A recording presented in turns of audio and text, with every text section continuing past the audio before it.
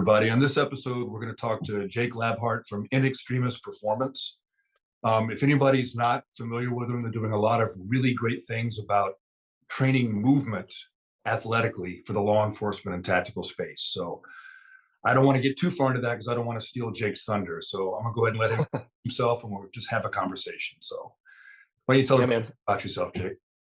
Yeah, absolutely. Well, first, thank you so much for inviting me on here. I'm looking forward to chatting through all this. Jake Labhart of In Extremis Performance. I would say, hyper focus on the law enforcement side, specifically in special operations. I was Army infantry guy. I got out, got my doctorate. Whenever I started doing that, I was capturing a lot of data and doing my research for my doctorate on law enforcement special operations units. Initially, we were looking at I built a battery of exams to look at physical fitness and how that correlates over to shooting. And so I built a battery of exams to take everybody through physical fitness and shooting. Specifically at that time, it was a little bit more of our good old back in the day, like stress shoots concept. It sounded good on paper, but that's all I knew at that time, right? Like I didn't know any better.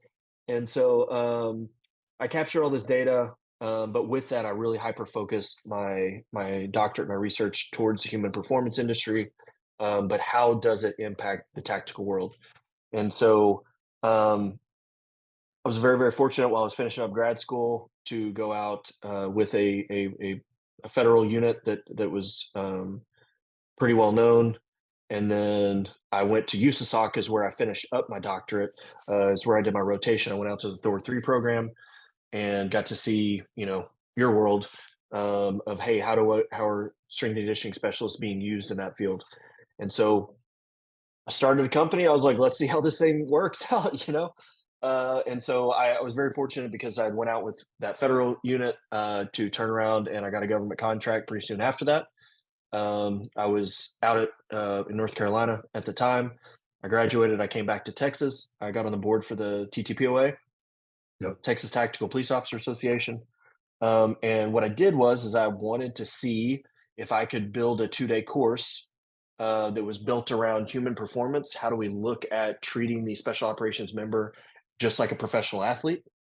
Some of that early on, I think, was a lot more, as I look back and reflect, was a lot more of educating the end user that they need to look at themselves like that.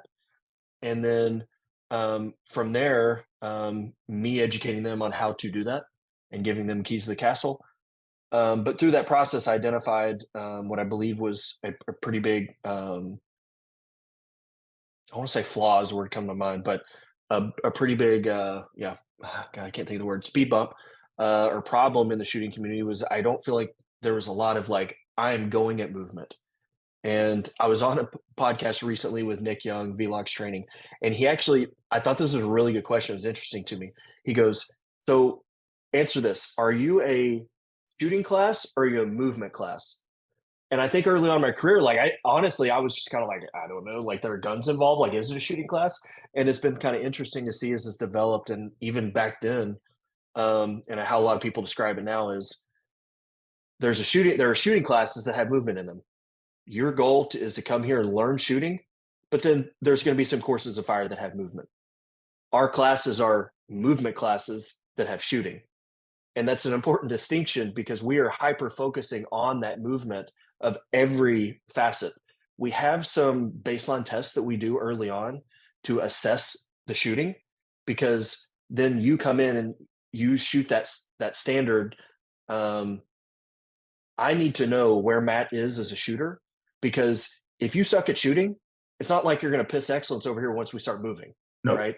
And so, so it's not going to work that way. So what we did is we built that to kind of say, hey, Matt, here's where you are today. We're going to hyper focus on movement, but just so you know, per the standard, some things might shift left and right, but that's something you go practice on your own. But don't get frustrated, because over here, once we get into the movement, it's not all of a sudden going to get better. And so that's kind of how we articulate the class. And like I said, like you and I were talking about before we got on air, like I didn't know what I was doing. I just kind of kept going, trying to roll with it, learning from different guys like yourself of like, hey, how do we continue to evolve? And it's just been a really cool journey. So like this is really fascinating for me, and it's one of the reasons why I wanted to talk to you. It's one of the reasons why I'm a big fan of what you guys are doing, right? I appreciate it. Is I kind of came into it the other way around. Like by the time I started doing competitive shooting, I'd already been a Green Beret and a SWAT cop for a long time because Right. I was in 20th Special Forces groups. I was both at the same time. So I like the dual. Right. Right? Right. And I started shooting USPSA. And initially, I started working on my movement for that sport because it had become like I started USPSA honestly to pressure test my shooting, right? Like that was Sure. because those guys, it could do things with a gun that I couldn't do at the time, and I wanted to learn how to do that because I figured it'd make me better at my job. Right. And then I started like getting dissatisfied with the fact that while I could stand and shoot really well and do classifiers really well, I couldn't win a match to save my life. Right. So I started looking at movement for the game, for the sport, Right. not really dreaming at the time that it was going to have significant impacts on my job performance. Like I wasn't thinking about it that way because I'd always moved a certain work and I'd been taught a certain way. It was what I was used to. So I hadn't made that paradigm shift yet. And then the more into it I got, and the more research I did into it, and the more, plyometrics and footwork drills I did and all of that, the better I got at the things I did at work. Right. There's something to this, right? Like Right. there's something that I was missing here. Yep. So it was funny because I kind of got at it backwards, right? Like I wasn't thinking about it the right way. And you guys, it was, I thought what you guys were doing was fantastic. And we talked like pretty early on when you guys were doing it too, I think. Like I remember beta drill for you guys early on. Yep. And like it's just there's so much benefit I think to be gained. And you touched on something earlier too that like I always talk about is we always say the phrase tactical athlete, right? Like we throw that around all the time. But it's getting better. It's gotten a lot better in the last few years. But still, most people aren't training like athletes. Not really, you know. I, Yeah. Keep going. Yeah. I don't know why people think that when you put a gun in your hand, the laws of human performance somehow don't apply. I don't get that. It's still an athletic skill, right? So it's been interesting. My journey's been very interesting because when I came into it, I was the exact opposite, like 100% inverse of what you just described, of how you looked at, because you had all that background, then you started looking at the movements, whereas all I had was the movements. I was a Division I running back. Then I go get a doctorate, and I understand the biomechanics and the anatomy and physiology of how to make things work, and that's what I did. I just knew the movement side. I was an okay shooter. I wasn't anything special for sure, but there was times where, dude, I just picked up the gun and it went really well or it went really bad, and I couldn't do anything about it either way. Do you know what I mean? Like, and so when we started teaching this class, I felt this major responsibility though, because now I have a gun in my hand, and I don't mean from a safety perspective. I mean from because I could beat still a lot of the cops, but I had no way to tell them this piece, like what to do, like what are you seeing? But what I realized pretty quickly was because I had some very uh, guys that now teach with me, that like Sal Hernandez, right, over in San Antonio. I Right. Yeah, no, I know, and that's why I'm saying it's like guys like Sal who were huge influences in my life because we're sitting there shooting together, and I'm telling you, Matt, if you don't believe me, you can ask Sal. I would ask questions were the stupidest questions that they would turn and look at me. They're like, "How do you not know this?" But nobody had ever told me. Yeah. Whereas it's the inverse of kind of what you were describing. I see so many people, and that's the point of our class, I guess. People come in there and they just move. And when I ask them a question of like, well, what did you feel? Or what did you see on the dot, right? People, you can see their brain and they're like, holy shit, I did not realize he's connected. And I'm like, now again, I'm to a point in my career now, it doesn't surprise me. But earlier on, I was like, how have you never thought about this? But then I started looking at the industry and I was like, I hate saying because I don't feel this way, but people have been like, well, nobody had ever done it yet. And I'm kind of like, I don't believe nobody had, but I think that no one had I wanted to be an expert at this, right? Yeah. I wasn't trying to be a GM. I wasn't trying to make 100-yard shots with my pistol inside of the 10 ring. I just wanted to be an expert at the movement.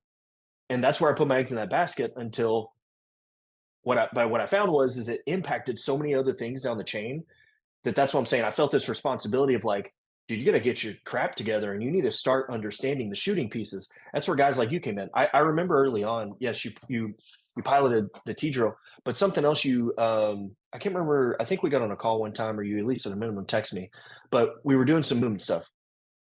I'm really good at moving. It just, some of that's natural, but again, I played Division I sport. But you text me one time and you're like, hey brother, if you don't mind, I really would like to send you I something. remember this. Yeah. Yeah. And you said, hey man, you're getting to position, great, but the gun's not there. Like, you need to get the gun out sooner. And I was like, damn, okay. Well, then I go start watching people and I'm like, but again, lower half of the body, that was all I was worried about. Yeah. But then I started having to see like, okay, well, how does the upper half of the body be involved in this, which is where we are now. But again, that was just my journey. It was completely backwards, I think, of yours and a lot of other shooters, right? And I hope you didn't mind, because I remember it was kind of unsolicited, but I hope you didn't mind that, because it was a piece that, and I learned it from, top competitive shooters. Yeah. Sights have to be stable. Like, and forgive me if I get the terms wrong, because, You're okay. I've done some research into strength and conditioning and stuff, but I don't have a doctorate like you do, right? Yeah, but I always thought of it as like, there's that 3-step entry, that penultimate step, and then, at the end of the movement. And the guys that I saw that were really good at it were already aiming on that third to last step. Even if they're aiming through the cover, they're already aiming there. And the sight's already stable. And that way, as soon as the shot is ready, as soon as the sights are on target, they can break the shot. Yep, exactly.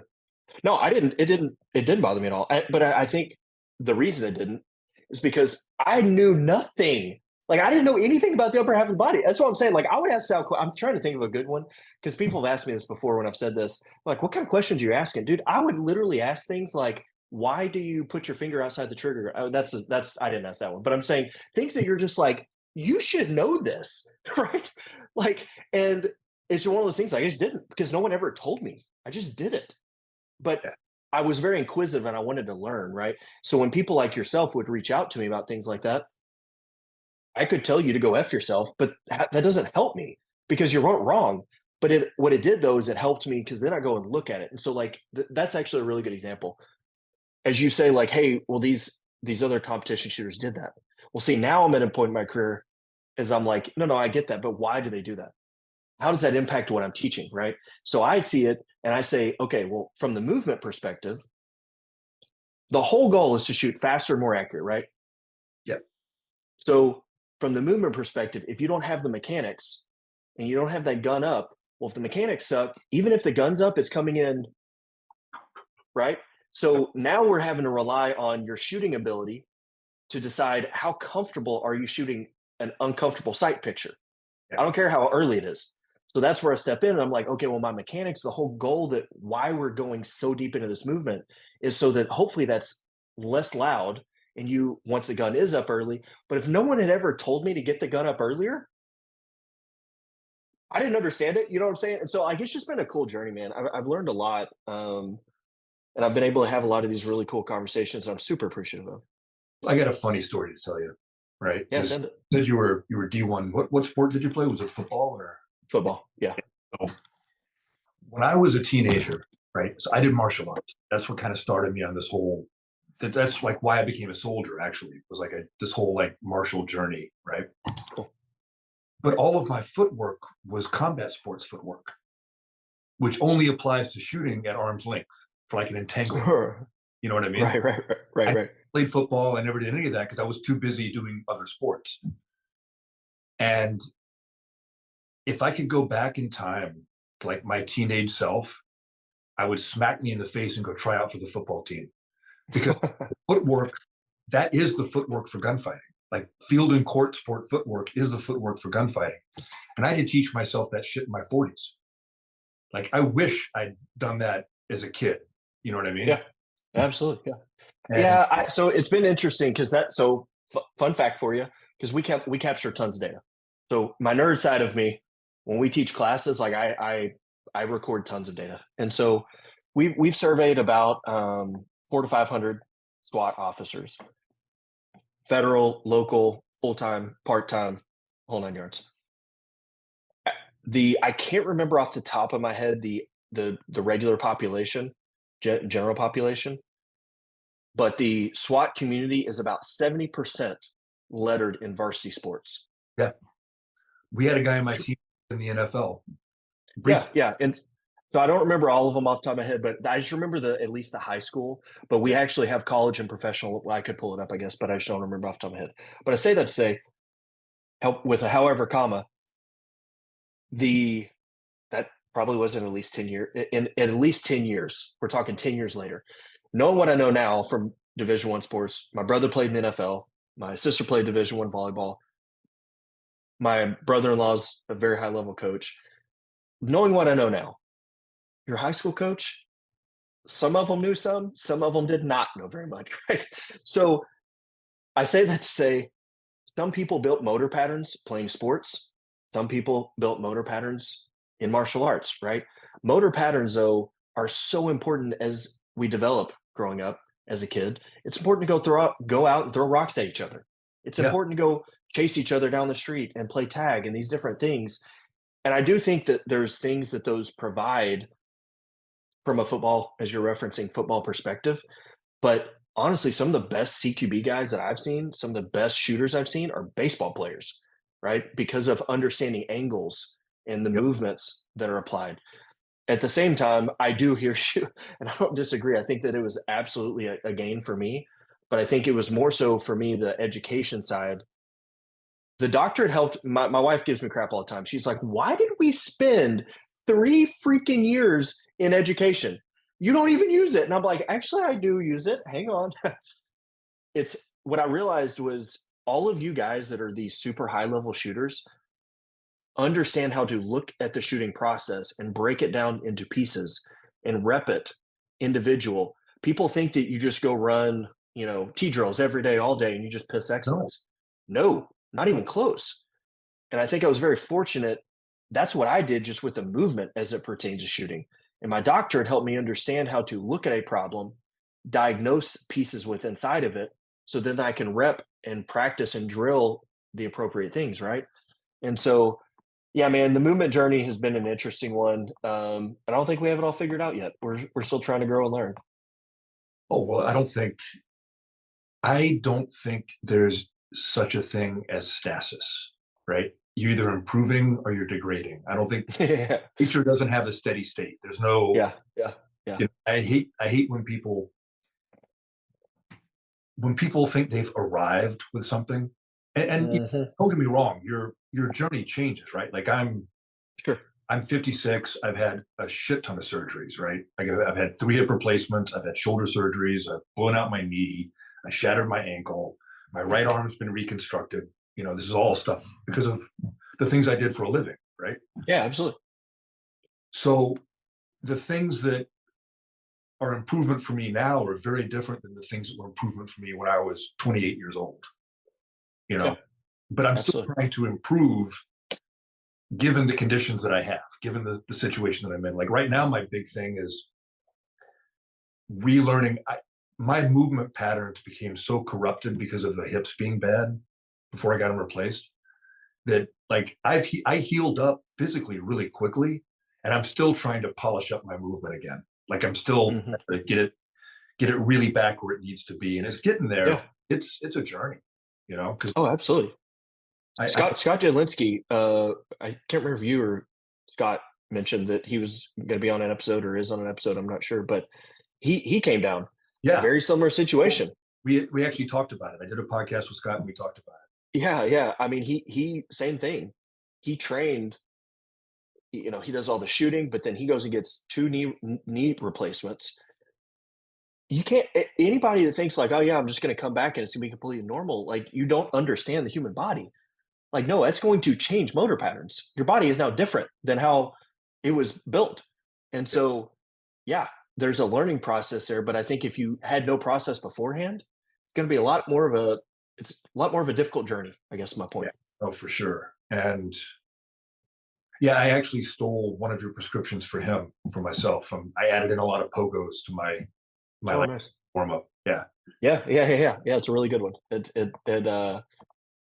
Yeah. I mean, obviously, there's a stability piece there, but understand it because whenever you're moving, anytime running, you are on one leg. Yeah. People, I think, forget that sometimes. So like, and here's like another piece of it, right? And I think that this is going to kind of be a little bit more meta, like not just a movement, but like just the athletic training in general, you know. All too often, this kind of goes back to the whole like tactical athlete being more of a buzzword than a real thing, even though it's getting better. Like I said, it's gotten a lot better in the last 5 years for sure. I agree. But people don't program out their training. They don't template it out. They don't do cycles. They don't do, and I didn't know any of this stuff before I like did the deep dive because of USPSA, right? You know, Right. they don't do macro, meso, and micro cycles. They don't Nope. retest. They don't do all of that stuff. And like that stuff is so crucial for improvement. You know? I don't know I don't remember the number off the top of my head. That's one of our other massive data points that we track in that class. Out of the 500 SWAT or special operations units that we've surveyed, I don't remember off the top of my head, so I don't like to, since it is objective, I don't like to make things up. But it is over 90%. They don't know what they're doing the next day, much more the next week, definitely not in a cycle. And this is going that so that's a great call out on the human performance side. As we talk about tactical athlete versus professional athlete or just athlete, right?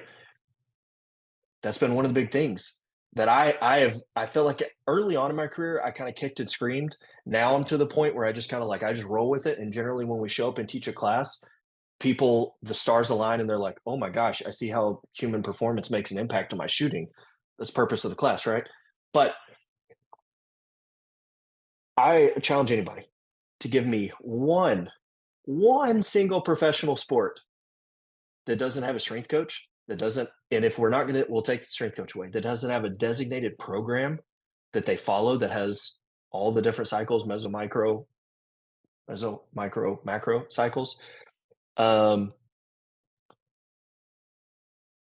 doesn't have a goal in mind, like anything on the human performance side.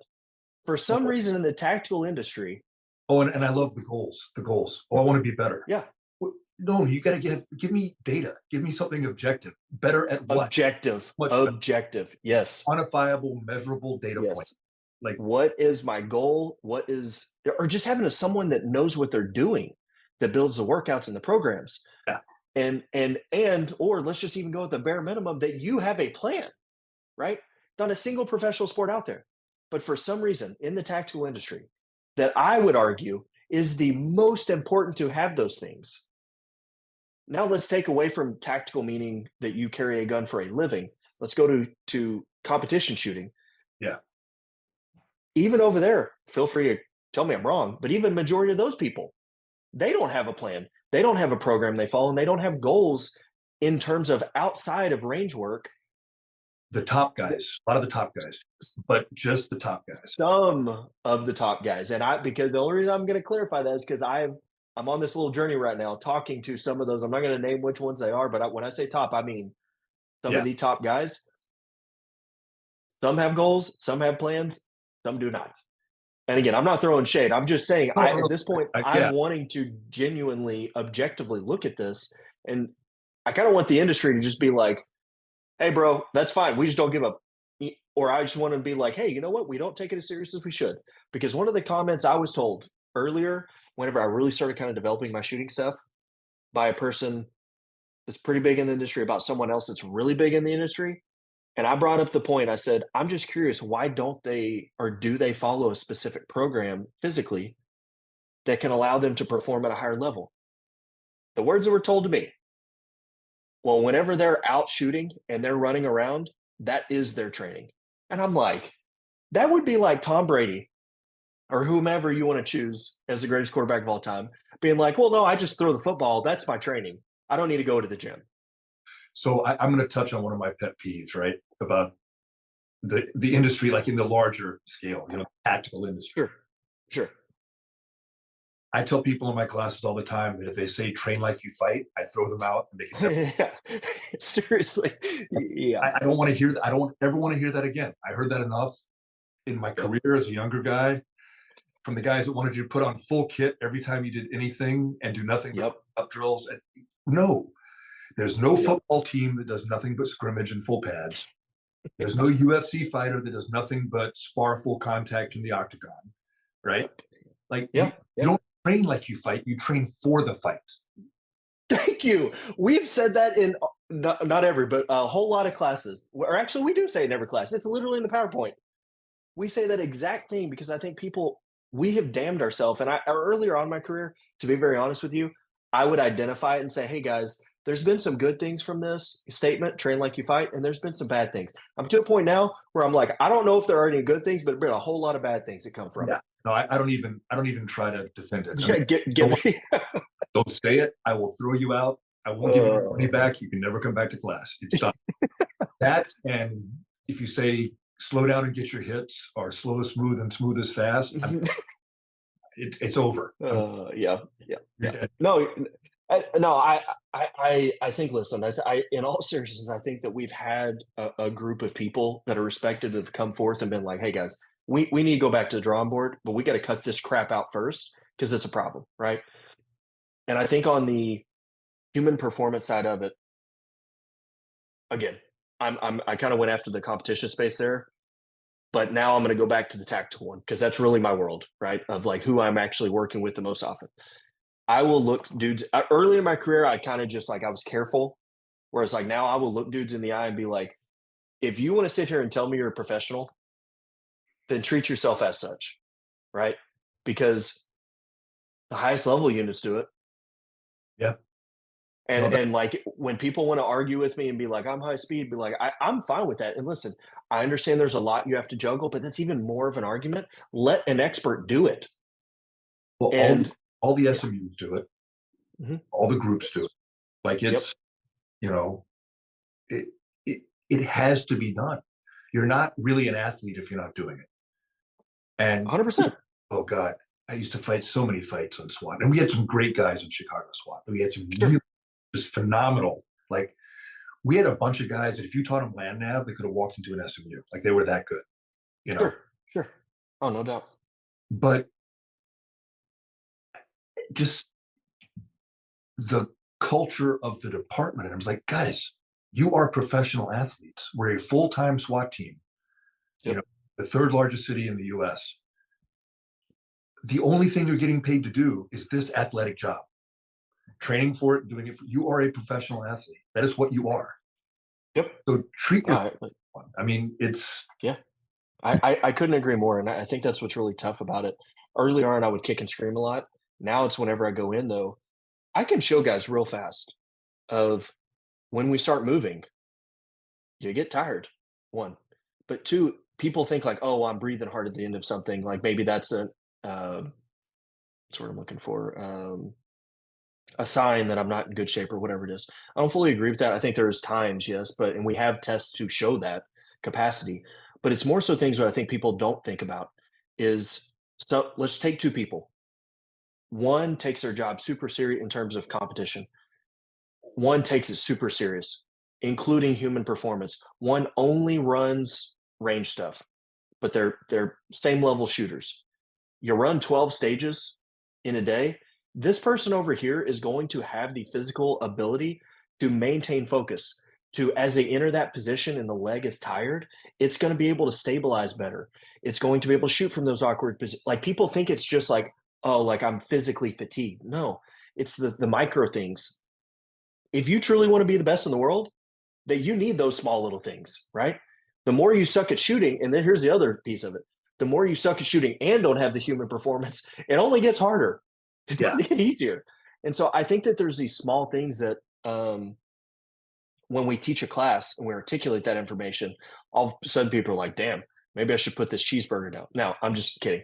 I don't give a shit what you eat in terms of cheeseburger or whatever. I'm just saying, I want you to understand the impacts that are happening yes, before your eyes and the things that are happening that you may not recognize, right?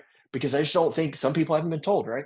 Well, once we bring it up, now you've been told. So now it's your choice. Be a professional or don't. So Well, and that's the other thing too. Going back to the tactical side, right? I mean, the competitive side, you want to win, and I get that, but the stakes, sure. right? Yeah. But like I used to, there's another one, kind of like you. I used to like be a lot nicer about how I say it, and as Right. I've gotten a lot more blunt about it. But Right. if your unit has hostage rescue as part of its mission, you can never be good enough at this stuff. Yep. Yep. Because how good would you want the person coming in to save your daughter or your wife to be? Yeah. Yeah. You want her to be 100%. the best in the world. So there's no excuse for, oh, it's I passed the qual and that's good enough. No, Right. most law enforcement quals aren't even good sobriety tests. Right. Right. Right. No, 100%. Uh, And yeah. yeah, I never understood that mindset. Like I said, I used to be a lot more maybe diplomatic about it, and now Right. Right. Right. no, there's no excuse for it. Right. Right. There's just not. Yeah. I hear you. And I think that things like that, um,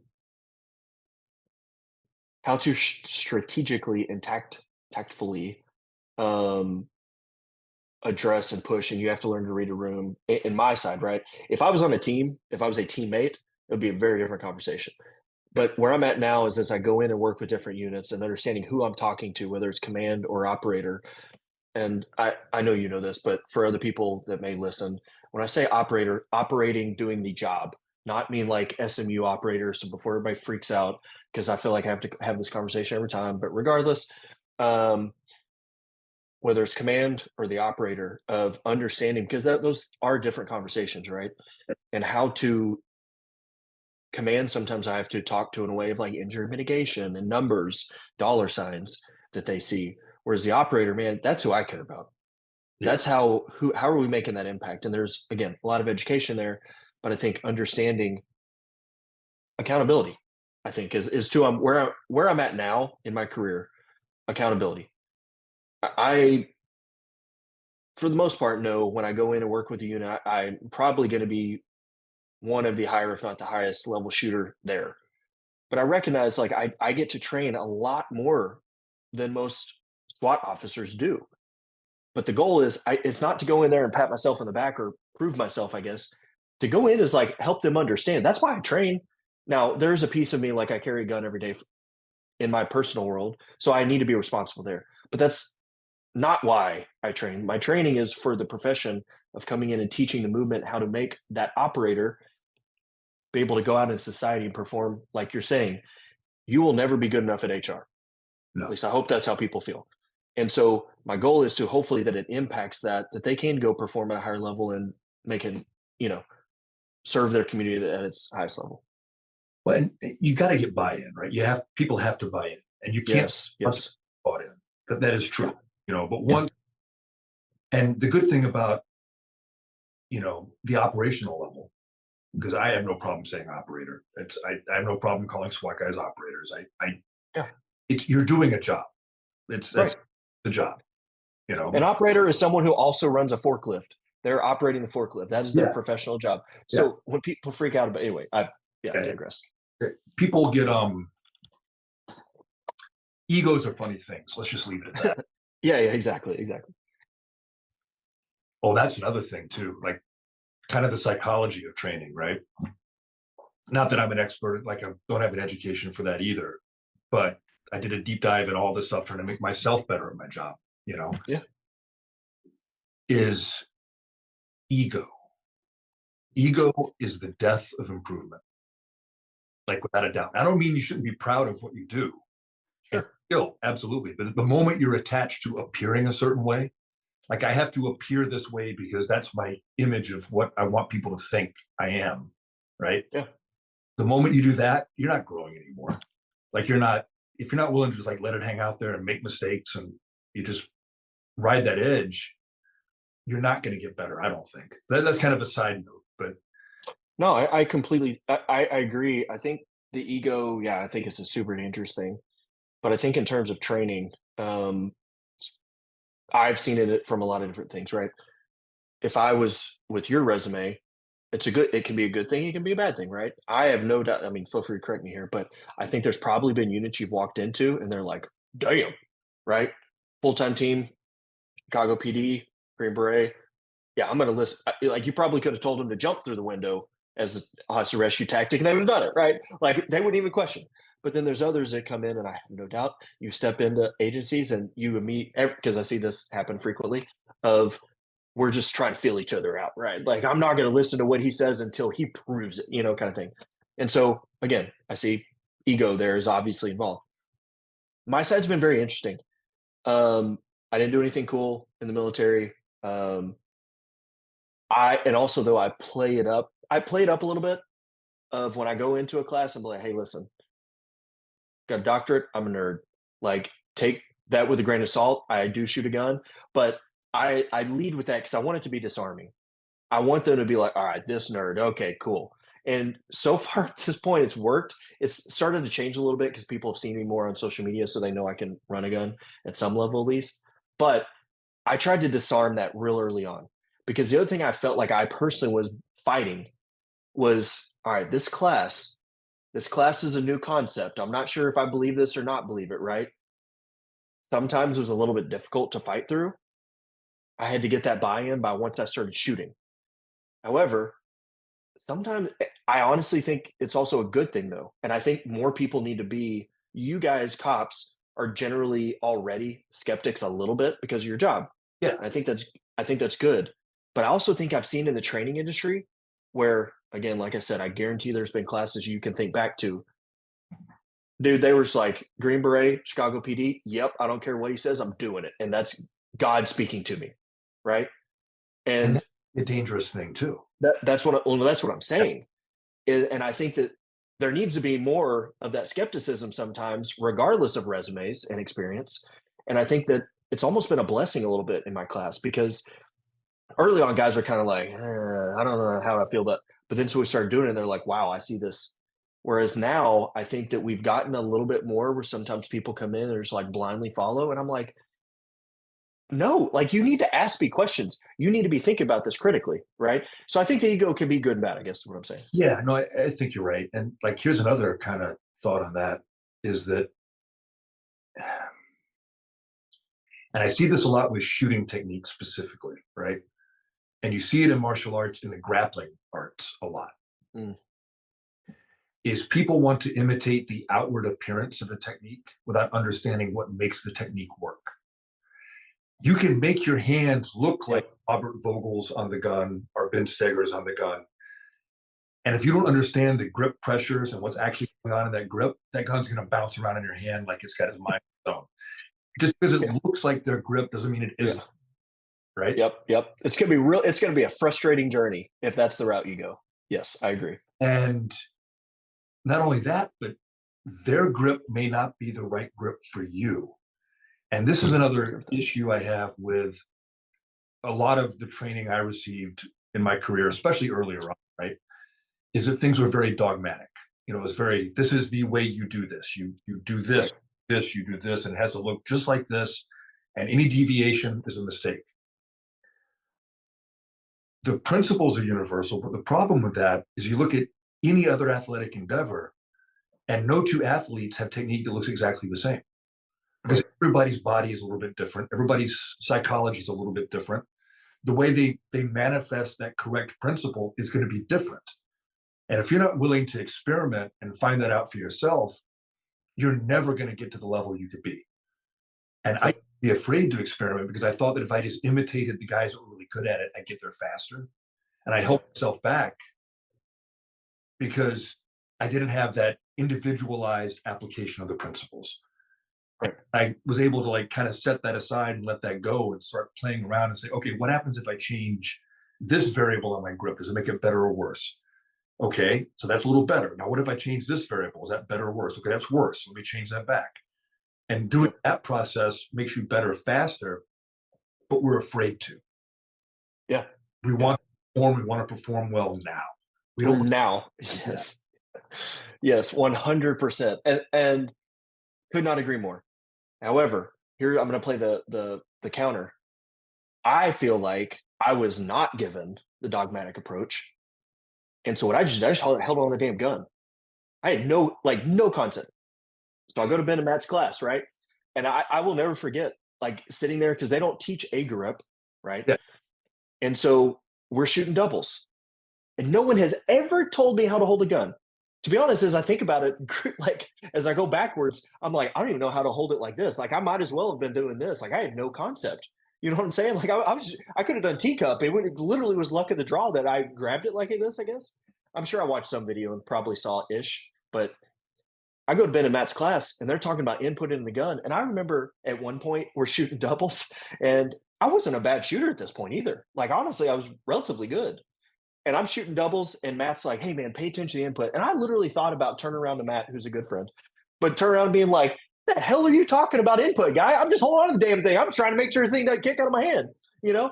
And it wasn't until though I started working with other shooters, and like Scott Jedlinski is an example, I needed to hear a technique because the Yeah. technique helped me to hear how Scott presents that information and articulates through a grip. So then I was like, that's what an input is. He's holding it this way versus, see, he's kind of thumbs up. I'm trying to think of thumbs forward guy, but other grips out there that are Like like, Vogel's very yeah, yeah, thumbs up. Vogel. Yes, thank you. Like Vogel's grip to Eric Graffel's grip over the, like, again, principles, but the techniques are, in my opinion, if it's a mature person that can go and train them and find out what works best for them, techniques can be a good thing because it helped me have a deeper understanding of as this exact example, You Matt. have to have a starting point. You have to have Yes, you have to have a starting point yeah. because I had nothing. And so sometimes cops, I think, the dogmatic approach absolutely can be a negative thing. But it also, if you can look at it and say, okay, those are the techniques and I was told to do this, but at least I have a reference point. So when I look at the principles, to how do I modify those techniques? Because like that's going back to Matt Pranka. I'm pretty sure it's consistency, durability, and stability, I believe, are his three principles. And I remember being like, yeah, those are words in the English dictionary, but I don't know dick about how to do that with the gun. You know what I'm saying? Like I didn't know any better. And so I guess it's one of those things where, but what's funny about it is that obviously I go rep it, rep it, rep it. And I just went down this deep dive, which is what Matt likes. Okay, well, yeah, I figured it out. But it's just funny because I think there's times where it's just been like, yeah, if I had somebody freaking just tell me like, this is a teacup, this is thumbs forward, this is thumbs, whatever. Right. So anyway, I just think the dogmatic approach, yes, I don't agree with it, but I do think for those other people that are out there listening to this, hopefully, that are frustrated, use what you have though at your disposal, Yeah. right? And modify it. And that kind of makes me think of something else too, right? Is that how can I articulate this? I had a thought.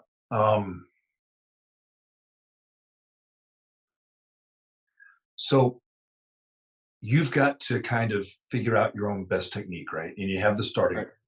you know, Yep. but you have to understand the experimentation process as well. Like you've Yes. got Yes. can't just be this blind like changing five things at the same time or changing things drastically. It's got to be little things and one thing at a time and Yep. by the Yep. scientific method, right? It's got to be done that way because otherwise you're just going to be spinning your wheels too. Yeah. 100%. 100%. And so this is where my doctorate came in. I can promise you, I would have been the guy, just been like, I see that grip. Okay, I'm just going. I'm just going to do it over and over. But I didn't understand like the different pressures that need to be gosh damn it, um, the independent variables that come into play.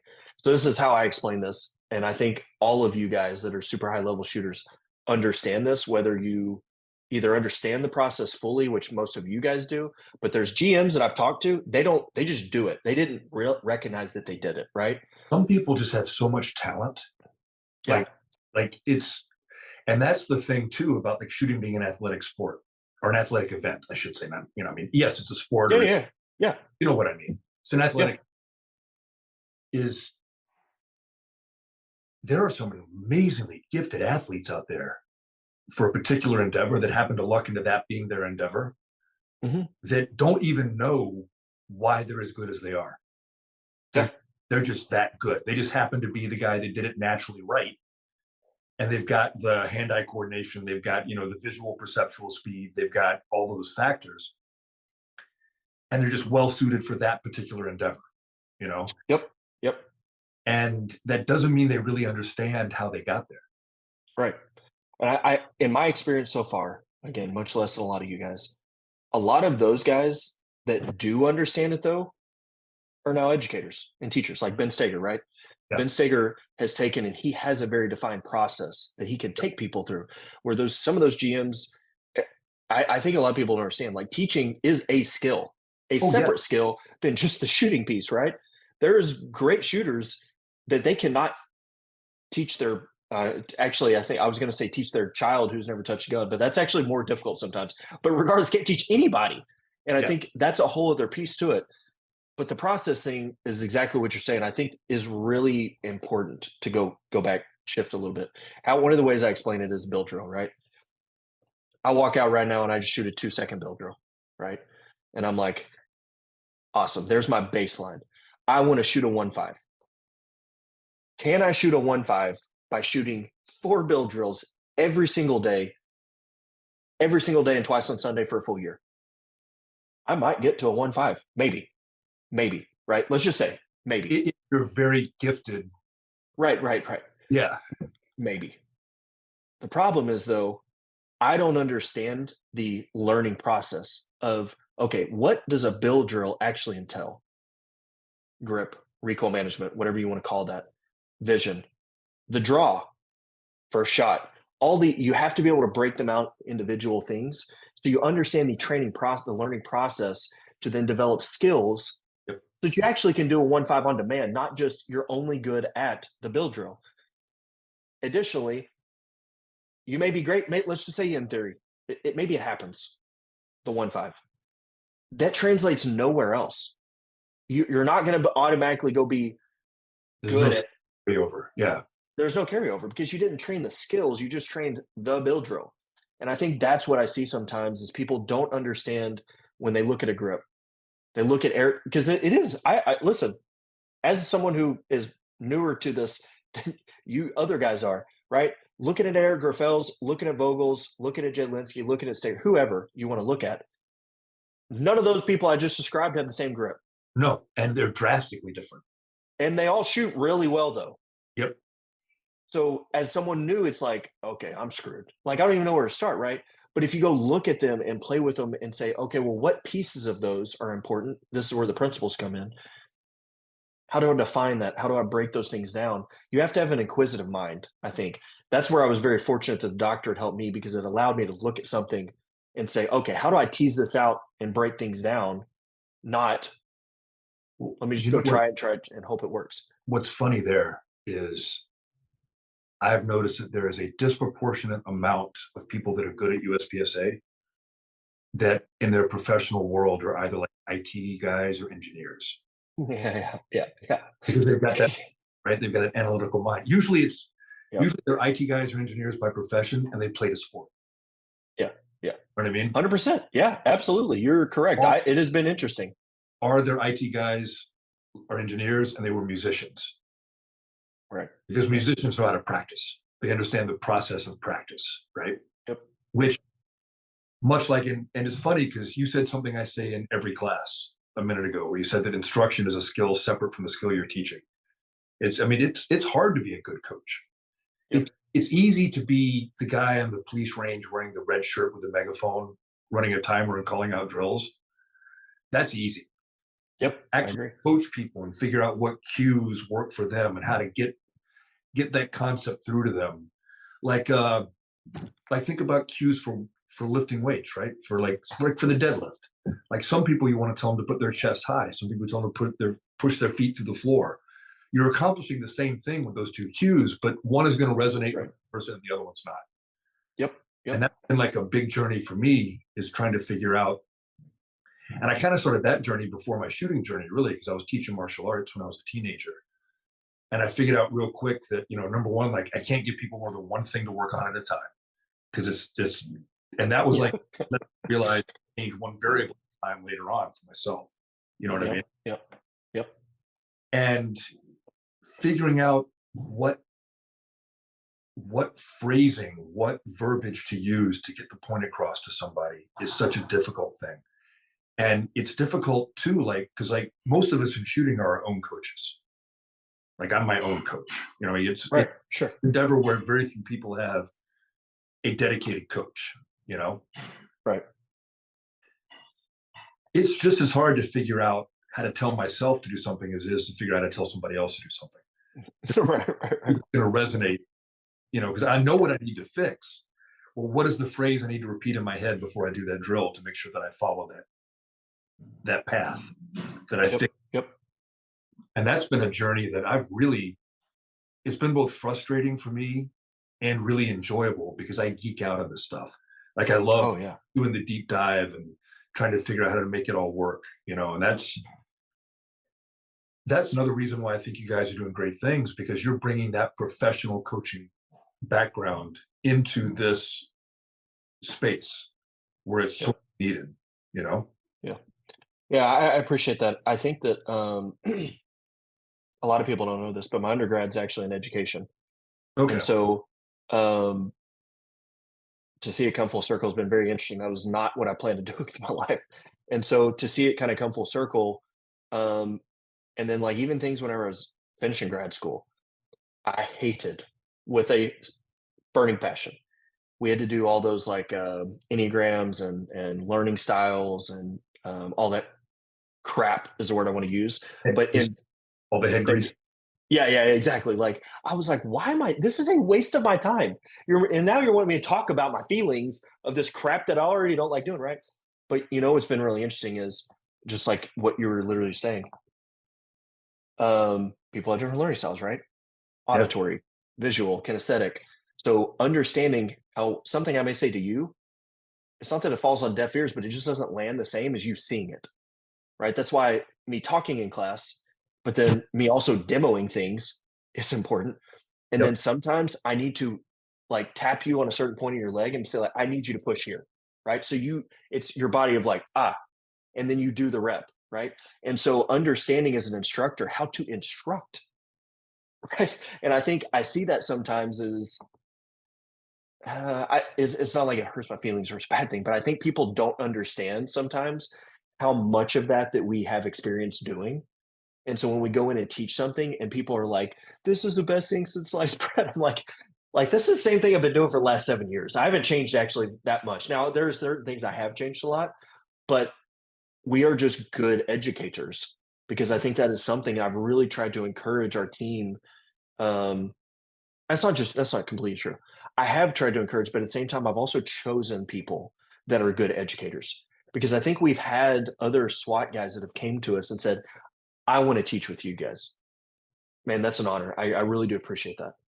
And they may be one of the best performers in class, but when I put them up there in front to teach, and they're like, and you're just like, nope, that's not a skill you possess at this point, Yep. right? And so I think that that's just something that is also something because I would also guess this. I know for our class, but I would bet a large sum of money on yours. You probably have the skeleton of the class that you teach very consistently. You have a skeleton of it, but depending on who you're standing in front of, It changes. it It, changes. it's a little bit different every time. The floor Absolutely. is the same, but Yeah, exactly. Yeah. it's like a jazz musician. The Yep. melody is always the same, but it's going to be played off the melody based on what's going on. Because You have that little bit of flair that's different yep, each time. And a good instructor, a good educator should be able to do that, right? It's not scripted, right? You have things that you ebb and flow, like because you have to read the class. Because if you had come in and this is my class and hell or high water, that dude, I can tell you that is not going to be successful. And this comes back to what you said, the red shirts on the range. yeah, How I articulate it is there's a difference between teaching and telling. yep. If you come out and you just expect to tell, you're not an educator. You're a teller. One of my pet peeves, because pretty early on in my law enforcement career, I went to our range, right? Became a firearms instructor. I think I'd only been on the job like 3 years. Mm. And it used to make me crazy how people would just yell out these buzzwords without even explaining what they meant. When you're yelling to some off the boat Irish or Polish immigrant trigger control at the top of your lungs, and they don't even understand what trigger control is, you're not Yeah, better. yeah, yeah. Yelling trigger control means nothing if you don't understand what the concept is. Like, you Uh, can't even explain what good trigger control is. How do you expect them to be able to do it just because you it's so funny. use words? It's so funny to hear you say that because again, this is something as I've stepped into the industry, I feel newer in my journey with. But what's really funny is I've at least, and again, in my opinion, as I've seen the industry grow, there's more and more of us out there that are putting out information, and there's good information, there's not good information, but I'm talking even on the good information. And I'll go teach a class somewhere, and somebody will come up and they'll ask a question, or they'll, or maybe over lunch or on a break or something, they want to talk about whatever, and I will hear somebody and they'll start talking and I hear verbiage that I know it comes from, it's a Ben Stegerism or it's, somebody that they've listened to on social media. But then you're like, yep, I know what you just said, but I don't know if you fully understand. And it's like the You ever seen buzzwords. the movie Say it The again. You ever seen the movie The Princess Bride? Yeah, yeah, yeah, yeah. Andre the Giant. You keep Yep. using the word. I do not think it means it. Yes, yeah, 100%. And I again, listen, I'm not faulting these people because I do appreciate that they're out learning, And they're but I trying. think they Yeah, and they're trying, right? it's a But necessary step in the process too. It really is. exactly, you do. You have to hear it, but now you have to start internalizing it, understanding on those deeper levels what it means. And I think it's a blessing and a curse because there's so much information out there. Sometimes you just think like, oh yeah, I'm good. Like I just said the buzzword, and it's like, no, homie, like you have to go more I'm layers. on the tactical side of things. So, like, first off, you're familiar with the OODA loop, right? OOD. Yeah, yeah, yep, So first off, Colonel John Boyd was a genius, right? yeah. The book is phenomenal. The concept is fantastic. It's not usually applied the way he actually meant it, though. And it has become the tactical equivalent of saying Beetlejuice 3 times. Bro. OODA loop, OODA loop. What are you talking about? Yeah, yeah, yeah, yeah. No, man, I completely agree with that. I think that's actually a perfect example, right? We throw a bang in there, and so it just shocks the OODA loop. Observe, orient, decide. No, Observe, orient, observe, decide, and act. decide, act. Yeah, okay. I couldn't remember the second O, or I wasn't confident on anyway. And it's like, yeah, but hang on a second. Like, I get it that that's even it may be correct, but can you explain and articulate exactly how did he like what was the purpose of that, right? This is not something I personally use because I agree. I think it's a little more on the tactical side that I don't touch the CQB word. I can have educated conversations on. I don't teach it, so I don't go down that road. But exactly, so when I hear that, I'm like, yep. Again, word. It's something that's used, but is that appropriate in that setting? Yeah, So going to the CQB side, like here's a thought, and we've already gone an hour already. Well, actually, over an hour already. yeah, But yeah. so we got to wrap it up pretty soon. But here's a Very good. in CQB, I discovered that I became much better at CQB once I got good at USPSA. Yep, yep, And that was not something I expected. yep. Not at all. Like I was trying to get good at USPSA because now I cared enough about it where it became my sport, not just an adjunct to my job, right? Right, right. But I discovered that my movement became so much more efficient and my visual processing speed had become so much faster Way faster. Yep, that it felt like everything was in slow motion in the shoot house. Like it was a yep, game for me. And I yep. think, well, one of the things I talk about, because I do movement stuff in my class. I mean, obviously not at the level. I don't have the PhD like you do, but Yeah, yeah. I do my humble best, right? No, I have no doubt that it's great. But one of the things that I try to explain to people is that one of the mistakes I think we make on the tactical side of things is not training the fastest option enough. And what I mean by that is like guys will get wrapped up around, well, I've got to come behind cover and I've got to address things a certain way. So I'm going to come in at kind of this sedate pace and set up. And Hmm. in application, that is often correct. But the problem is that there are times when I've got to flank somebody and I've got to come in fast and be able to shoot. And if all I ever train is that slower version of it, I can't do it. Yep. Yep. If I get really good at the fast version of it, the slow version is amazingly easy. Yeah. Yeah. So I can kind of talk on that if you'd like, on what I've seen, but also I think how from my background. So um, this is all sensory information, and the neurological piece, the motor patterns that we've built. How does the body work into this, right? When I stepped into the shooting industry and the tactical, where they overlap, I started seeing certain things, and I was like, "Why are people doing this? This is an interesting concept. Why are people doing this?" And then you start seeing some of the negatives, maybe, right? Um, I understand doubles. I've taken Ben and Matt's class. I understand the concept. I'm going to say this. I say that as a prerequisite to what I'm about to say. Um, that to me is overspeed training. Yes. Yes, you're working on mechanics. Yes, you're doing a lot of things.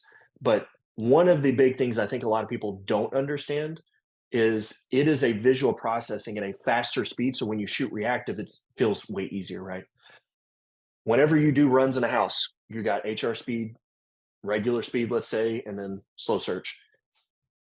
To what you're saying, if you never tap into HR speed and all you do is rep and slow, you can't expect to step into HR speed and to just piss excellence. It's not how the human body doesn't work that way. How we assess visual or sensory information specifically through visual. Again, if you have never seen a 97-mile-per-hour fastball and all you've seen a 50-mile-per-hour fastball, I don't care how great your mechanics on your swing are, your brain is not going to be able to process that. And if you do hit the ball, it's going to be luck, not skill. So what we've done is a couple things. I think, feel free to correct me if I'm wrong. You have much more experience in this, but from what I've seen, I think there was a time and place in the industry where it was like, when we go in that shoot house, if you go too fast and you shoot one of those hostage targets, or if you shoot not a hostage or miss the bad guy target, you're going to run 4 miles for every shot that you miss or whatever, right? Do I personally think there's a time and place of like, no, man, I need you to throttle up and I want you to find out where your limit is of like, Yep. how bad does it go? Now, there's a very fine line between like off the rails, like this is not providing value, and this is good training, right? So it shouldn't be just like spray bullets everywhere as fast as you can, run as fast as you can. But I think that there was a time and place where it used to be like, never, ever, ever do that. To whereas like now I do think teams push because, hey, here's from everyone listening, from the person that could be a hostage at some point, because I'm not a cop. Please train in the shooting house at a very high level. And if you hit a hostage target in there, so you don't hit me in the real world, I'm okay with that, right? So from the human performance side, where I look at it, overspeed training is a very real thing. So Yeah. what overspeed training is in the human performance world, how we utilize it, is if you sprint across your parking lot, and I can catch you at 10 miles an hour, then I turn around and a bungee that is slingshotting you in the direction of travel. And we run you again, and you run 12 miles an hour. Well, now your muscles, all that information your body has, understands what 12 miles an hour feels like. The neurological adaptation, just so everybody listening, doesn't actually work exactly like this, but this is just an example. Take off the bungee, and your body understands what it is. It may run 11 miles an hour, right? Yep. That is overspeed training. The same thing applies when we shoot. That is why when we built the class, sometimes guys will be like, I don't understand how this applies to my CQB when you're sprinting laterally, right? What I've tried to help them understand is when you're moving really fast and aggressive, and I'm teaching you how to stop, your brain, it's not just like a if then that. It's your body's taking in everything, right? It's taking in the instability of the dot when you're moving aggressively. It's visually capturing information of and assessing depth, no shoot target, all these different variables, right? That is overspeed training. So that when you go step in the house, just like you're describing, how you used it in USPSA, we just do it in our class. Overspeed training is a training tool so that your brain, your body, your muscles, trigger, all these things are processing at a much faster speed that it didn't have beforehand.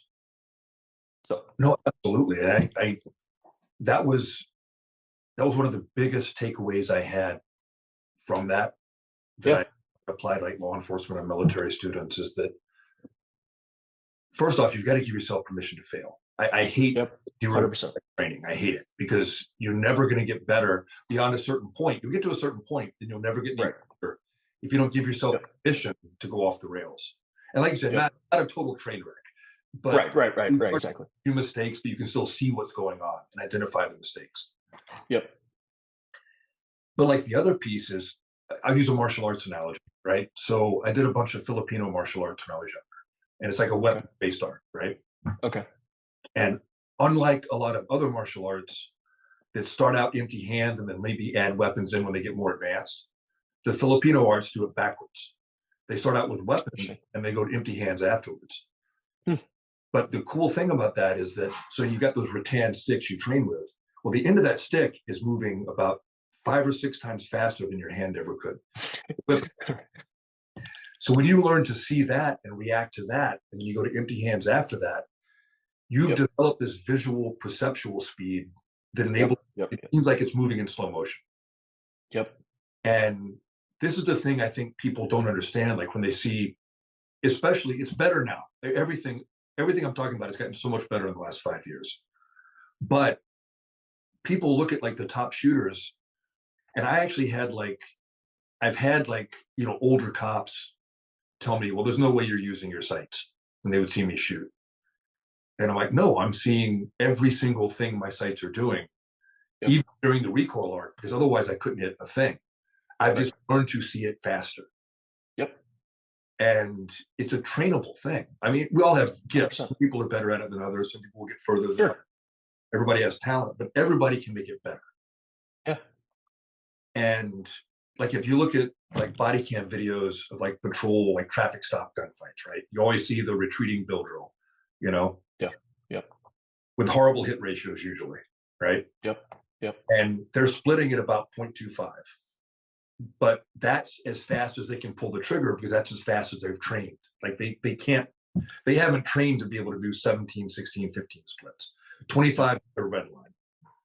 Yeah. But if they were in training and they trained to do 17 or 16 or even faster splits, and then they're going to split at 0.25 in the real world, how comfortable is that 0.25 going to feel? Right.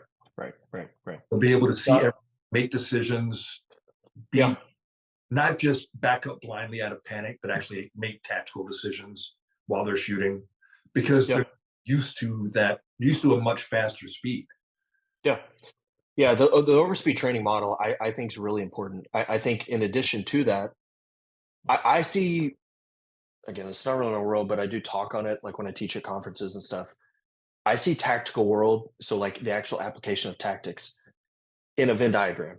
You have your movement, you have your shooting, you have your decision making, right? Yep. So 3 circles overlapping. And I think that you have to train each of them independently, but I also think you have to train them in tandems. And then hopefully, not hopefully, it will, when the real thing happens, all 3 are going to be firing at once. When I try to articulate to people, Jake and IEP, we cover 2 of those 3, movement and shooting. I'm not going to touch the tactics because I don't do them. So I think somebody like yourself who has the experience in that, then I have no problem, right? But I personally feel like if somebody has not had those experiences, and this, I don't want to say one of the few things, but I think it's definitely something. If you don't have experience in that, it's all theory. I just don't believe you should be teaching those things, regardless. But all that to say, I think that we can teach 2 of the 3. I think I've done this more going on the retreating bill drill as an example. I think that even in the tactical world, we've seen the static. So even if you do those things, and that's where we see in our class, people have these aha moments because they start realizing in that Venn diagram how much movement is pulling away from their shooting. And what I mean by that is, it's like, let's just say you can shoot, I don't know. I don't shoot very many, what's the thing that has 10 rings? B8s? Yeah, B8s. Yeah. If you shoot 10 rounds and you shoot a 80 static, right? Well, once you start moving, the chance of you shooting 80 is probably slim, probably going to start changing. And I think a lot of people don't understand, well, why? Right? Well, it's because I'm moving. Yeah, but no, but why? Because all the energy that you put forth on shooting to shoot that 80, now some of it's being taken by your movement. Your body doesn't all of a sudden just be like, shut off, I don't have to worry about movement, right? If you suck at movement, it's worse. If you're better at movement, it's less. And that's where we've tried to really dip into the movement piece. And we have found that it's drawing on it less if we actually teach you understand how to move better than we do with the overspeed. Going back to what you're saying, which I think this is something that I don't have the answer, and I'm curious. I would love to hear your thoughts on, but I also think the industry hasn't fully figured out. Going back to your martial arts example, when is it appropriate to provide the overspeed training? How much of a foundation do you have to have first? I would argue some people are like, as long as you're safe, then I'm going to hammer you and you can because it will help you, right? Some people say like, no, you need to be able to shoot. Again, I'm just making this up. A 70% on the B8 from 7 yards because that shows some level of fundamentals, and then I can give you the overspeed training. I think for a long time we've said you must be amazing before we start providing overspeed training. I don't agree. I think everybody's agreeing that's wrong. But where in those other two, I don't have a full answer yet. But what I'll say is, I've had some shooters in my class that I would say are not very good shooters, but were safe. They were safe, just not very good shooters. That I've still taken and said, I'm going to teach you how to move. Now the shooting didn't get better all of a sudden, but what I do think it did is I think it provided an overspeed training model that when we went back and tested them after, they were more comfortable and were able to shoot better, right? So again, I think the industry is working on that right now, but I'm curious to hear your thoughts on that. That's a good question, actually. So I think it almost kind of depends on the population you're training, right? Yeah. And like I talk about this a lot. Like there's certain techniques that I don't agree with for people that I think are trying to become true professionals, right? And a good example of that is like the classic press out draw, where you bring the gun up and you line the sights up as you press out. I think that when you're dealing with a population of police recruits who are, for a fact, are never going to dry fire or live fire except for their quals, Right. that's Yeah. a bad technique for them because you're combining two tasks together to make them more efficient. They're lining up the sights as they present the gun because they're not going to have an index because they're not going to practice their draws at home and dry fire, so they're never going to develop an index. Right. Or if you're teaching them, or if you're teaching Afghans that can't do jumping jacks, then I don't think they're necessarily techniques like that sometimes have value for the certain population, right? Yeah. Yeah. And I think this is kind of the same question. Like, am I looking at somebody that's in like a special operations pipeline? In which case, I'd give them the overspeed training really early on. Like once they're safe, just start hammering. But Yeah. that's also an environment where if they don't make it, they don't make it. There's an attrition rate. Sure. Sure. And I would say that like, most SWAT teams probably fall somewhere between the two extremes. Yeah. Yeah.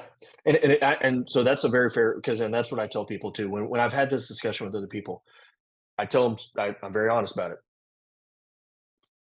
Probably 95% of the people we teach are special operations of some form. So I don't mind doing that. But if I was teaching brand new shooters, as an example, that let's just say they did know to keep their finger off trigger and the gun pointed in a safe direction, I don't know when to apply some, right? And I think that's the thing we're working through, in my opinion, as an industry a little bit right now. Because I think what we've seen is we've done a poor job of being like, you must be perfect. Okay, well, that's not possible. And you can't grow that way, right? So let's go hard in the paint.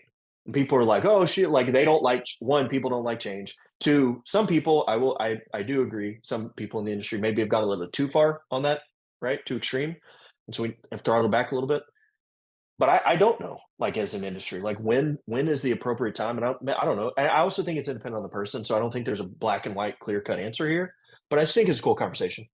No, it's definitely a cool conversation. It's making me think for sure. And I know that like for my classes, because I don't really have a basic class. Like I have a skill development class and I have an applications class, right? I do that both for pistol and for carbine. And then I'll do specialty stuff for agencies, but that's different. These are like my open enrollment classes. Right. I know that if somebody is coming to my skill development class, they want to be good. So for my population, my target audience, as long as they're safe, it's going to be game on. Like I'm gonna throw them into the right into the deep end. Teach them this. Sure. My dad taught me how to swim. Hold your breath. Yeah. Yeah, yeah, yeah. Yeah. But that's different. That's different than, like, say I was working with, newer shooters who had just gotten their concealed carry permit, which I don't do, right? Right, right, I right. think I would be comfortable doing that with them the same way. Yeah. And No, I agree. that's a good conversation to have because I don't know where I would stand with some of the other potential student populations I might have, right? Yeah. Yeah. You Which I think is I think even in that conversation, I think is also difficult for instructors and how we look at each other. And um, I think it's hard to be like, his way is the right way or his way is the wrong way. I do think there is right and wrong. I think there's a lot more rights. There's different rights, maybe I should say, but I do think there is wrong. And I think that sometimes looking at other instructors and people get chippy, it's kind of like, yeah, but who are we teaching here? There's more context to it, I guess is what I'm right. saying, in my opinion. Now, I personally try to be Switzerland and stay out of the very large majority of it because I don't want to be involved. Try to kind of stay in my lane. But that said, um, I think that conversation, because here's how I look at it personally. The reason it's interesting to me, because I'm looking at it from an efficiency standpoint. I don't care if we throw somebody in the deep end. Like that it's not like I have a problem doing so. Is that most efficient for Is the that going to get situation? them? Is that going to get them the skill they want quicker? Exactly. Exactly. Where I think some people are like, no, they need to learn, right? Or they're like, hey, no, we're too timid. We need to back up people. Like it's like, I don't care about the feelings. Objectively, Yeah. which one is right? What is the most And efficient way to increase skill? exactly. Like that is what I want to know. And I think we all do. I just think sometimes going back, I think egos get involved. And sometimes people start being like, yeah, but my way. And it's like, yeah, I don't give a shit if it's your way. Like this way A and this way B, which one objectively is more efficient?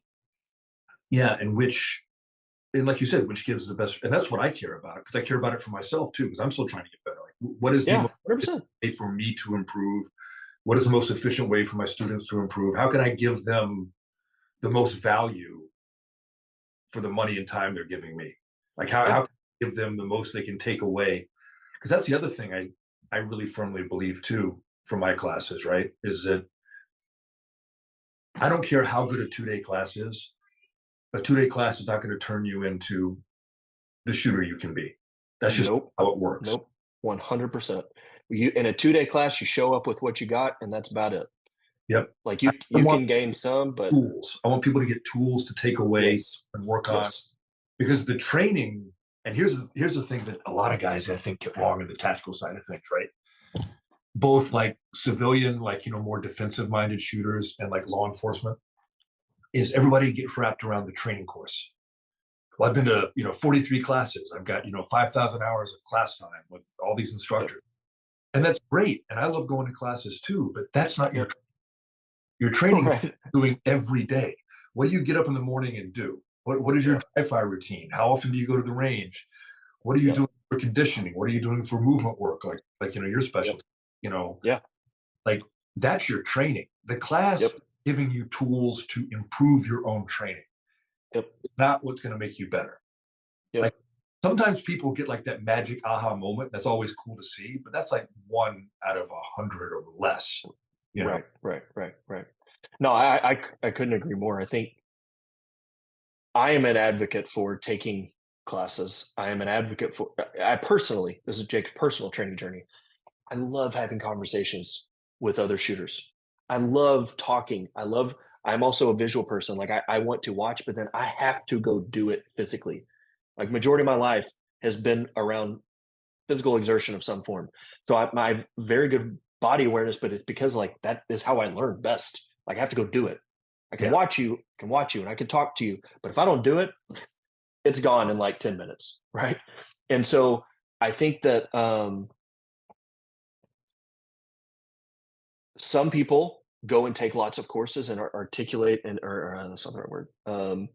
Break that information down and use that information a lot better than others. Some people just like go and meet good people, dude. And I don't have a problem with that. That if you can recognize that that's why you're doing it, then rock on. But if Yeah, you if it's are just doing your it hobby to go to classes, then exactly, there's nothing and you wrong with that. like exactly, like, you like meeting those people, like, I have no problem with that. But if you're like, "I cannot figure out I've been to 400 classes, and I cannot figure out why I'm not getting better," we need to start having a different discussion about your understanding of why are you going to those classes, and how are you utilizing that information. Whereas, again, like I told you, I liked hearing, as an example, Scott Jedlinski's perspective about grip, right? Whether people like it, love it, hate it, I don't care. For me, it was impactful. I don't use it. Now, I use pieces of it, I use concepts of it because I was like, I appreciated Scott talking through that with me and helping me understand something. And then I go build my own principles around how Yeah, do I want my grip to be, right? But no one had ever told me that. And so I thought it was impactful in my shooting journey. And so as I go and train, I can feel different inputs on the gun, et cetera, et cetera. Well, then now I go talk to somebody else or take another class from Ben and Matt or um, Jared Clausen, Mark Smith, Joe Farewell, these different guys that I've shot and trained with. I don't like to say steal because I feel like that's a negative. It is a negative connotation. I take little pieces from each of them. I don't shoot like any of those guys. we all do that. And there's Yeah, like we no should. instructor that hasn't taken, like, I've taken concepts from Scott, I've taken concepts from Ben, I've taken concepts from Matt, from, from Mike Pannone, Yeah, from Mike Pannone. Yeah, Mike's another one. Bob Yeah. Vogel, from all these different sources. And like that's how you do it. You get Yeah. little pieces of information. And like that's the other thing that kind of makes me a little crazy sometimes. And not everybody does this. And none of the big names that I'm aware of do this, but some of the like more like regional instructors I've seen do this. And it always makes me want to just like, eh, yeah. Yeah. Yeah. This is not Japan in the 1500s. Nobody signed a blood oath to me to be my student and to keep the secrets of my style, right? That's not, Right. Right. Right. this is the 21st century. Everybody is free to take whatever I give them and add it to whatever else they have and teach it to other people and pass it on. Like this is a free exchange of information as far as I'm concerned. Yep. You know, Yep. I completely agree. yeah, I've told people I will give you right now my full lesson plan. yeah, Good luck teaching it the way that I teach it, but I will give it to you. I have no problem with that. But what I do hope is if I give you the full lesson plan and we've gone through that class, go use it. Like that is amazing. You're not going to teach the same way as I'm going to teach it, and I don't mean that in a good bad way. It's going to be different, but I hope that we're making an impact in the community. well, I did a law enforcement firearms instructors development class just recently, like within the last month. So on the final day, everybody had to teach a little block of instruction, and this was a great day. I love teaching this class because I get to shoot everybody's drill, Oh like yeah. actually be a student and let them teach.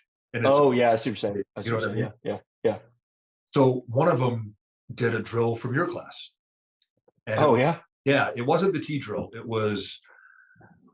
There was a start cone. You ran up with the pistol holstered. You drew it at a second cone and engaged one target. And you shot another target on the move to a third cone. And then it was like a V shape where you retreated. Yeah. And then went back. Cone Alley. Yeah. Who was it, or what class, or who? What? Or can you say what Um, agency it was? yeah, it was through TTPOA. I forget which agency they were from, but I can look through my notes. Oh yeah, no, it's okay. I don't care. I was just kind of curious if you knew off the top of your head who it was. Yeah. And I had a great time with that. Like it was fantastic. I had a great time with that drill, Yeah, yeah, yeah. and I'm pretty sure guys have done the same things. I know for a fact because people will reach out to me and be like, "Hey, that drill you did in class, like, can I?" And I'm like, "Yeah, of course." Like Yeah, I taught it to you for a reason. Like yeah, I want you guys to do it. yeah, absolutely.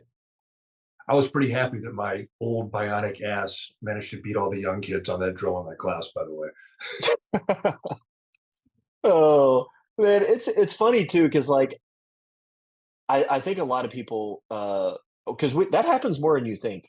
So I've got a very good friend, Sean Harris. Do you know him over at Fort Worth? I think I've met him. Yeah. Yeah, you definitely have. He's on the board for the TTPOA. Oh yeah, He's for sure. yeah, yeah, yeah. He's the Region 6 rep. Um, We've taught over at Fort Worth a Oh couple yeah, times. no, I know who he is, and Yeah, I'm Brandon over Region 7 too. So yeah, Region 7, yeah. But Sean, he was a recon sniper, I believe, obviously Marine Corps. But anyway, you would recognize if you saw him. But anyway, um, Sean has had us out a couple times, taught out there through the TTPOA. But he took the class the first time, and then obviously he was always the one in the regional director for the other two times I've taught it. And we taught the third time, and we go out there running the T drill, and it was just the perfect representation of our class. And but excuse me, exactly like you're talking. John's not some spring chicken. He ain't just blazing through there with like just lightning speed. But he implements all of our stuff really well. Like I appreciate Sean greatly. He's a very close friend, but he has taken and internalized, and he teaches a lot of our stuff in the classes they teach at Fort Worth PD. He's on the training side of the house now. And there was this other guy in the class, and this other guy is moving, and he runs. And so I gave him all his time because he had gone first. And then Sean runs immediately after him. And you can tell visually watching that there is a difference in their ability to move, right? yeah, And I'm holding the shot timer. And so the first guy runs, mark every score, everything. Sean runs. And I just look at the time and I was like, this is yay, right? As an instructor, what you want, right? It's a perfect example. And so I turned around and I said, okay, guys, who ran faster? And I don't remember I feel terrible. I just can't remember the other guy's name, but everybody's like, Bob ran faster. And I was like, that is true. He did run faster, but he wasn't as efficient. but he wasn't as efficient as Sean. And I said, this is a shot. This is objective. When you put those mechanics in place, when you understand to get on the gun sooner, when you are shooting from a more stable position, this is the difference. And it's just one of those times whenever you see where what perceives subjectively someone may be faster, but then objectively, and you then can break down those mechanics, just like you're talking about when you beat those guys at Cone Alley. It's just one of those things where it's just like, the heavens open up and everybody's like, oh my gosh, it's amazing, you know? But it's just funny you say that because that's literally, I think back to Sean Harris, who is exactly like that's why we do it though, right? Yeah, Is to no, give people those learning those cues. well, and I am never going to be able to generate the amount of force and speed I could when I was younger. I have too many Yeah. injuries, I have too many surgeries, but I can be more efficient, and I'm Yeah. getting more efficient. Right? Yeah. Absolutely. Look at Robbie Latham, right? Like Robbie Latham lumbers through a stage, and then you look at the shot timer and you're like, how? Yeah. That's not possible. Like there's like, Right. yeah, he like went through another dimension. So like Yeah. Yeah. a lot in the middle of that stage. Oh yeah. No, Right. man, it is. It's been cool to see. It's been a fun journey. Never in a million years would I have thought I'd be where I am, but it's been a lot of fun. And I think as much frustrating as it is sometimes in the tactical industry, I think for all of us, I think there's also some great conversations happening, right? Like I super appreciate being able to be on here. I think there's a lot of good people talking. I think there's a lot of good information out there. And I think as a consumer, because I've been in that boat as well, as we all have. There's a lot of good information, and then the stuff if you don't know if it's good information, dude, reach out and just ask somebody. Like I would guess I'm like 99% sure here. If you reach out to Matt Little on social media and say, "Hey man, I have a question about what I'm seeing over here," you'll respond to that message. Oh I know yeah, for sure oh, that always. like our page, full transparency, as I've told you, but other people sometimes don't know this. I don't run our page. Chris Quah, love him, tactical bus driver, I think is his handle. That guy's amazing. But he literally, and just to clarify, you will be talking to me like if you ask a question or request information. But like Chris does our posts, but we respond to every single message that comes through. And if we don't, it's an accident. But 99% of the time we do. And I think just reach out and ask somebody that either you think you respect or that you do respect, you know? Well, and you know we've talked a lot about the negatives in the industry throughout this conversation, and it's a conversation that needs to be had.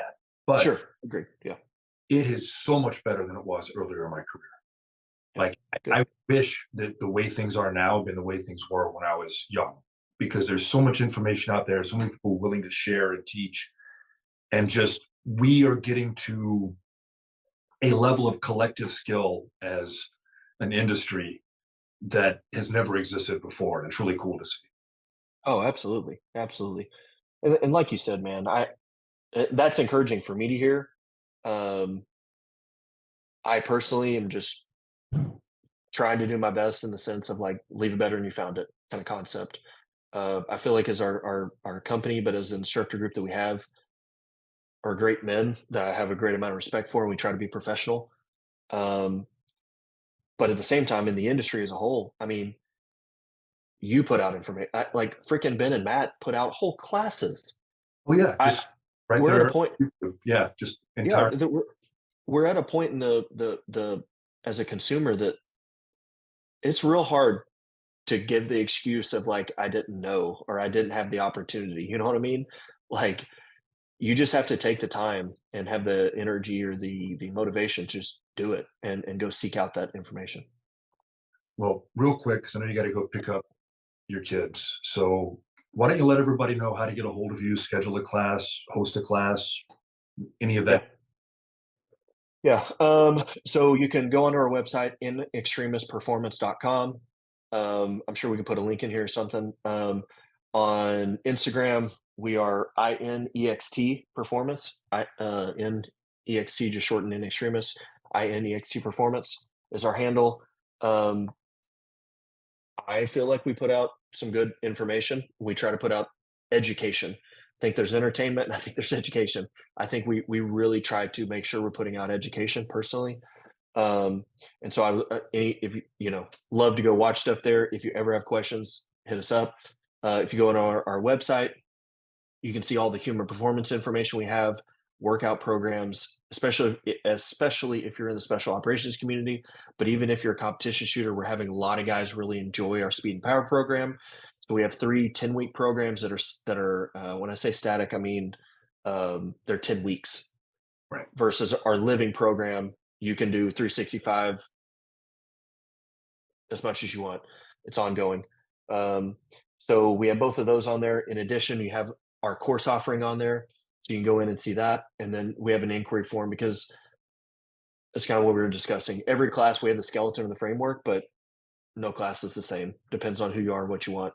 Um, so yeah, that's where you can find us. But I'm pretty sure there's a way to not pretty sure. I know 99.9% sure that there's a contact us form, and we will reach out to you via email if you contact us. So yeah, those are the best ways to do it. And yeah, like I appreciate you, Matt. Thank you so much for having me on and let No, me talk. thanks for coming on. And honestly, I'd like to do this again in a few months because I don't feel like we even Yeah. surface. There's a whole lot Yeah, more. no. Yeah, there is a lot. But no, man, I'd love to do that. Happy to anytime. Because like we talked about before, man, it's just a good conversation. I Yeah. enjoy getting to talk. And for everybody listening, these guys are doing really good things in this space. So definitely seek them out. I highly recommend. I haven't taken the class personally, but I know enough about what you teach and the people that teach for you to Yeah. know it's well worth it. And actually, I want to get in the class, so we got to talk about that offline because I want to come. Yeah, we need to find a time to train together. Yeah, Absolutely, sure. absolutely. But I really do appreciate it, and that means a lot coming from somebody like you. Of we're trying, we really try hard. I think we have a good group that really does care. So I'm glad to see that is being recognized or seen from the outside. So thank you.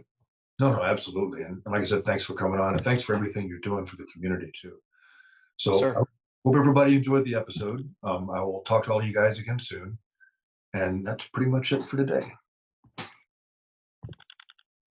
The outside. Thanks for tuning in, everyone. I hope you enjoyed this episode of The Way is in Training.